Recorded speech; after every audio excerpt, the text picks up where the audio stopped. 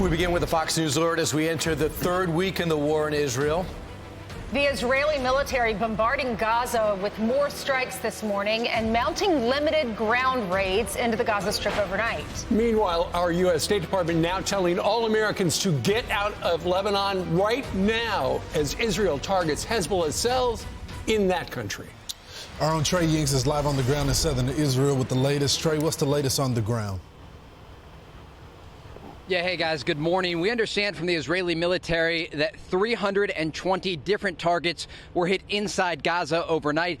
They've also been launching a number of incursions into Gazan territory in an effort to try and destroy any of the Hamas or Islamic Jihad positions that are along the border. Just yesterday, near the town of Kisufim, an Israeli soldier was killed. We were reporting in that area the day before, and you could see into Gaza, the Israelis looking to gather as much information as they can ahead of that expected ground operation. You can hear the blasts of artillery headed into Gaza in the distance. It gives you a sense of the border here and how a lot of that fire continues on the ground. I do want to show you some images from inside Gaza, the city of Khan Yunis, that has many people that are sheltering after those evacuation orders to head south. We're getting new images from inside Gaza as the Palestinian Health Ministry says more than 4,700 people have been killed since the October 7th massacre and the Israeli response. Take a listen to this man who describes the situation inside Gaza. We were expelled from Gaza City. They said Khan Yunis is a safe area. Now there is no safe space in all Gaza. The strikes yesterday in Khan Yunis were different than any other night. And thank God we are still here. As we speak, there are sirens sounding in the southern city of Beersheba. It's one of the largest population centers here in the south. Still 17 days into this conflict, factions inside Gaza have the ability to fire rockets toward these cities, not just in the south, but also in central Israel.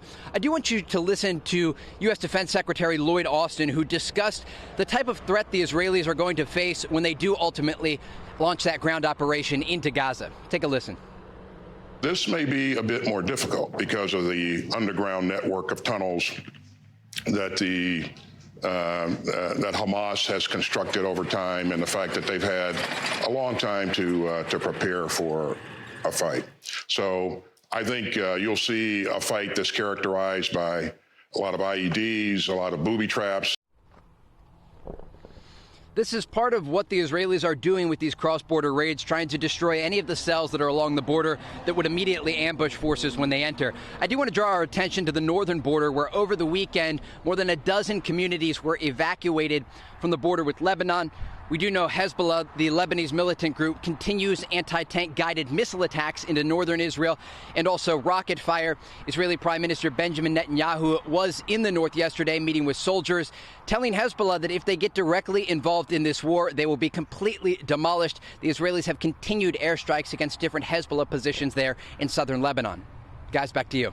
Hey, Trey, I've got a question for you, and that is, we know that internationally there are a number of deniers. They say, yeah, that stuff never happened.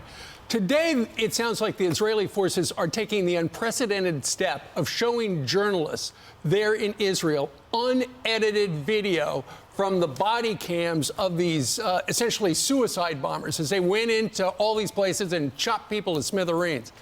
Is that to try to shut people up and prove that it did happen? It's astounding and quite sad that there are so many people trying to deny that this massacre took place. So the Israelis continue to release evidence. Our cameras continue to capture evidence of what took place in southern Israel. Israeli officials trying to show journalists from around the world that are here uncensored video that we can't show you on TV. Some of it we can't even describe to you on TV because it is so graphic. But to give you a sense just of our reporting and where we are headed right now, we pulled over on the side of the road to bring you the reporting that we have. We are headed right now with a group of Israeli military officials, and they are currently cleaning out a bomb shelter where the Hamas militants threw in a grenade to kill civilians that were hiding when they entered on October 7th and conducted that massacre. That's where we're going now to interview these military officials that are trying to clean up the scene.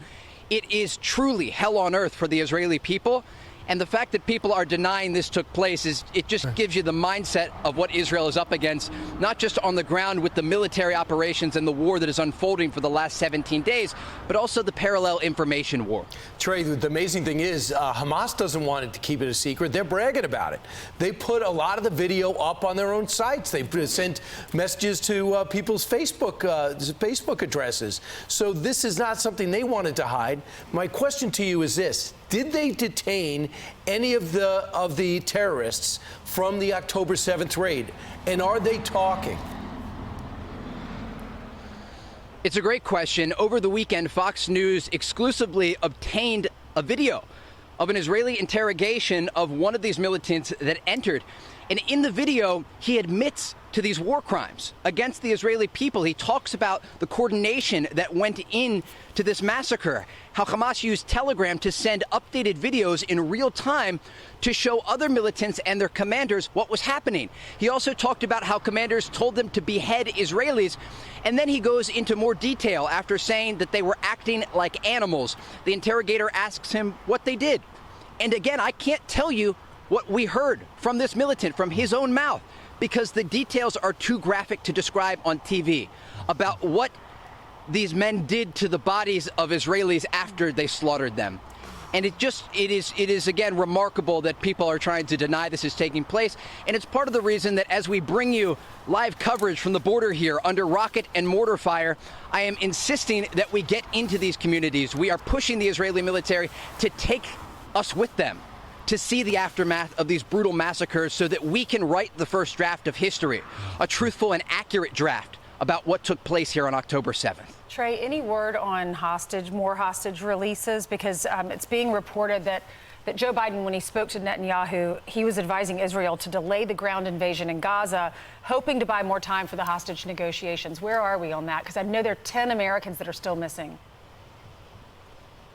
We've been talking with both American and Israeli intelligence sources to get a better understanding about where these negotiations take place. We've also been talking with other officials we can't even attribute to because of how sensitive these conversations are. But the Israelis say today the number of hostages being held inside Gaza has risen to 222 people. Now, there was this glimmer of hope last week when 2 American citizens were released as part of a deal that was negotiated by the Qataris. And our sources tell us there are very high-level conversations taking place behind the scenes to possibly get dozens of more hostages out ahead of this looming ground offensive. But it's incredibly delicate what's taking place. The Americans are urging the Israelis to be cautious about their ground operation if any more hostages can get released before that operation takes place. But the clock is ticking, and the attacks from inside Gaza continue, not just on the ground, but also from the air. And so it's putting the Israelis in a difficult situation about when to respond, but also how they can get as many innocent civilians out as possible. Yeah. Trey, we're looking at this live footage of Gaza City as some of the strikes are happening.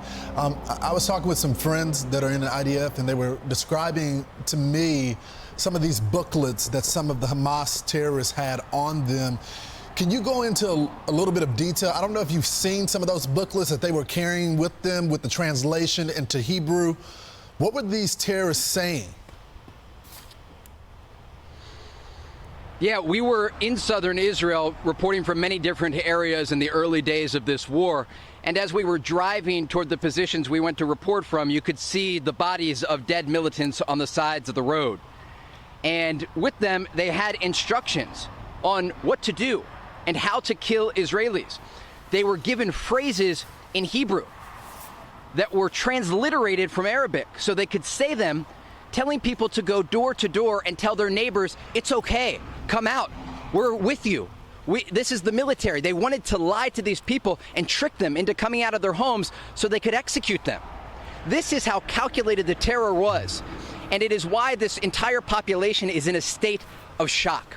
And I want to share with you an interview that we're going to bring you later on Fox and Friends, actually next hour. You remember the live images we brought you from the kibbutz, the small community of Nir Oz. Yeah. and the blood-stained floors and this community that was slaughtered by these militants, we went and tracked down a family member of someone whose father is currently being held by Hamas inside Gaza. And we're going to bring you this interview next hour. But just to give you a preview of what this man says, we went to his home and we spoke with him. His brother was slaughtered by these militants and his father was taken hostage. And I told him, can you just describe your father to me? Who was this man? Who is this man? And he said, my father is a peace activist. He spent his free time driving Gazan children to Israeli hospitals to get medical treatment. He loved the Palestinian people. He wanted to help them as much as possible. He did art to protest violence against Palestinians, and still, they kidnapped him and they're holding him hostage inside Gaza. And it gives you a sense of just how indiscriminate these militants were when they entered on October 7th. It's just awful. That is, and they killed his son. All right, well, we look forward to seeing that interview next hour. Thank you so much, Trey. Thanks, Trey.